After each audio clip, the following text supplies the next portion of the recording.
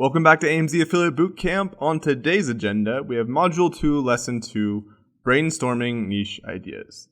The purpose of this lesson is to help you quickly generate a list of potential niche ideas using our favorite sources. More specifically, we're looking for niches where a wide range of physical products are available with prices from $10 to $500. That's a general rule of thumb, but don't get stuck trying to find the perfect niche. In the last lesson, I talked about the common mistake of not researching your niche well enough, but the flip side of that is that you get stuck trying to find the perfect niche and shooting down your own ideas and never really getting started. So don't do that. As we go through the process, just come up with as many ideas as you can. We'll get to the actual objective evaluation and analysis of your niche ideas later on in this module. So are you ready? Let's get started. So here are our favorite methods for finding niche ideas. Number 1. Look at yourself and your surroundings. What in your immediate environment have you bought? What have you wanted to buy? What products do you use the most? Literally look around you right now and take notes of all of those objects that fall into one of those categories. Also, think about the general category or niche that they fall under. Maybe you have dumbbells next to you, and yes, dumbbells are a good option, but hey, general weight sets, that's a good niche as well. Also think about the niche or the category that they fall under.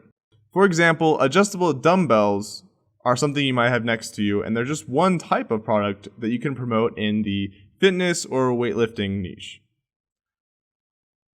The second approach is to ask yourself, what are your hobbies and your interests? Most successful people we know start websites around something that they're familiar with or at least have some kind of interest in.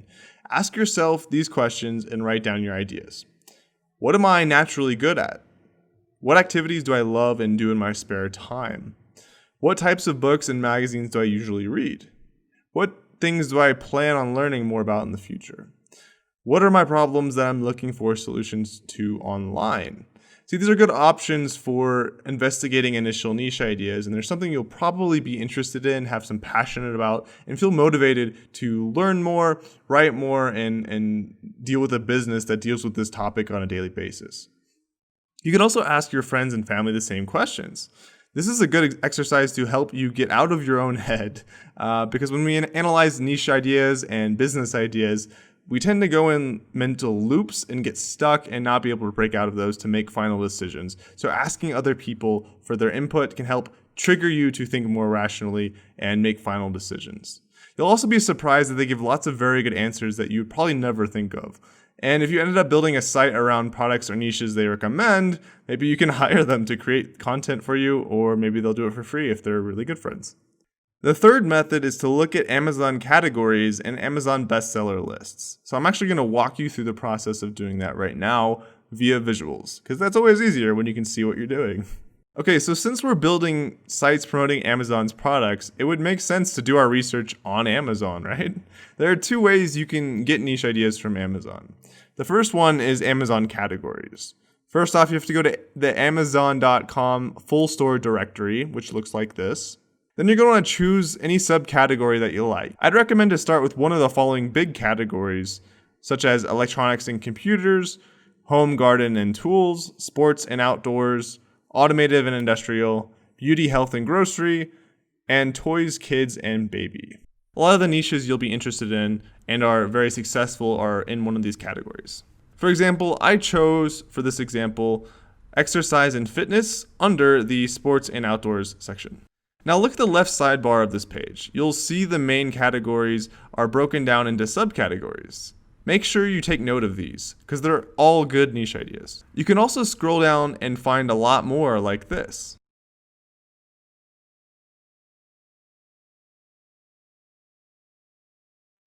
Now dig a little bit deeper by setting the filters to display only products with 4+ stars as their rating, with prices ranging from $10 to $500. This will help you start to narrow things down to products that are a good fit.